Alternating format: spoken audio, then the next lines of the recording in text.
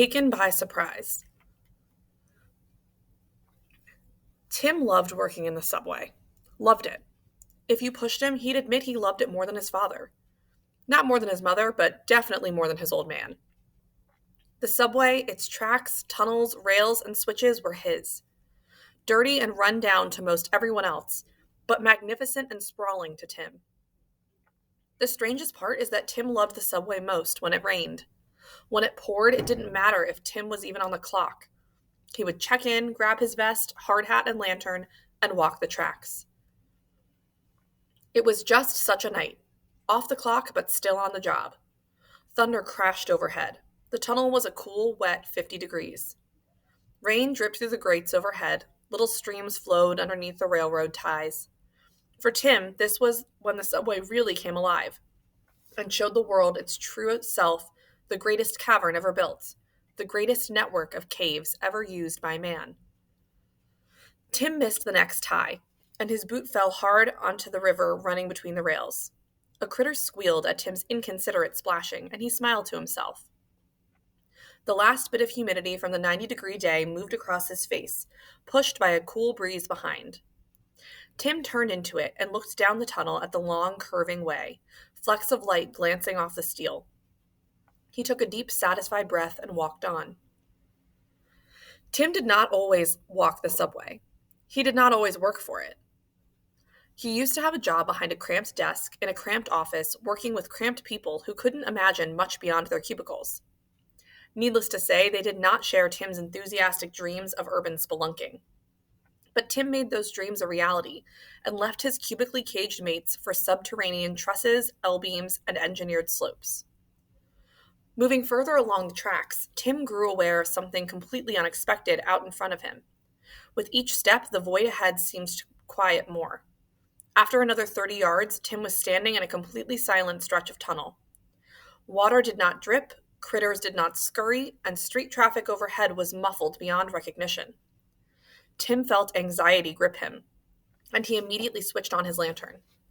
He needed more light than what laced off the tracks to investigate this exception. The L-beams were the first sight to set his stomach seizing. There was not a single rusted wrought iron pillar as far as his lantern could stretch. Instead, the beams had been covered or replaced entirely. He could not tell by concrete columns. Gray and sterile to the touch.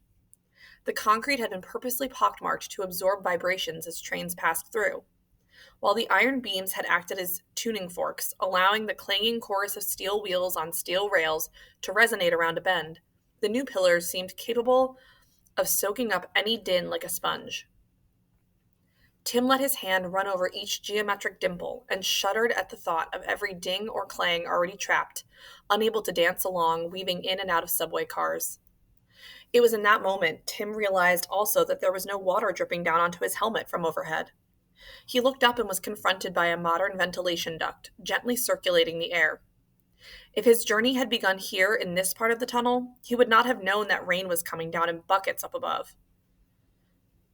Tim rested his chin on his chest, shook his head, and cursed to himself.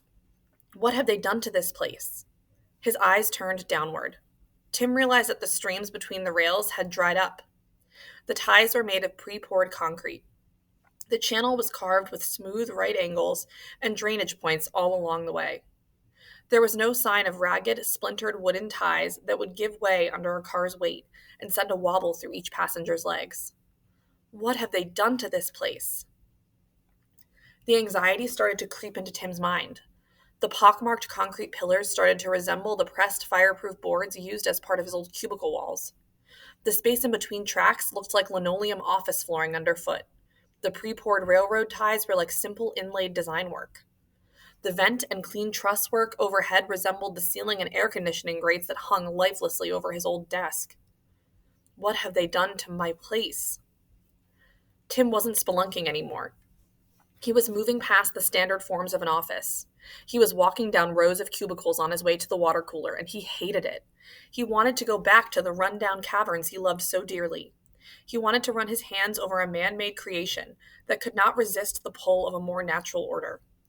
He wanted to walk through a space engineered to be one thing, but that had been reclaimed over time by a world greater than the design specifications. It was in this moment that a train horn sounded, steady and deep. Tim lifted his head to watch twin eyes about 300 yards down the track moving towards him. He quickly stepped out from between the rails off to the side between two columns, making sure he was far enough back. Tim braced up against the pillar and waited for the train to pass. The train began to file by him only a few moments later, but Tim only knew it by the faint rush of air.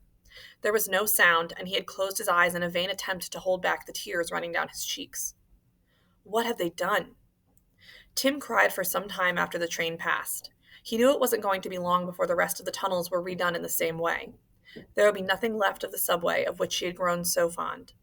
He made his way back down the tunnel and out of one of the access points. He was off the clock for good. Back on street level, the rain had stopped, thunder and lightning had abated. The moon was even beginning to peek out from behind the wisps of a cloud. The city was coming back as people began to realize the storm was done with trying to stake a claim. Tim shuffled along, wondering, what do I do now? He found a bench, sat down, and tried to push those searching questions out of his mind. He watched people step out into the night, hail cabs, meet friends, and walk into restaurants.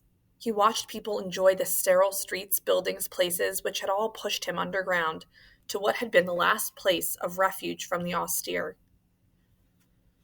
Tim longed to smile blissfully as these people did, to smile as he had only hours earlier at the sound of a critter's fearful squeal. But the smile would not come to his lips. They remained set, the thin line unparted, shallow breaths moving through his nose. Do I leave? No one gave Tim much notice. He was only sitting silently, nothing threatening about him. It was as if he was part of the bench.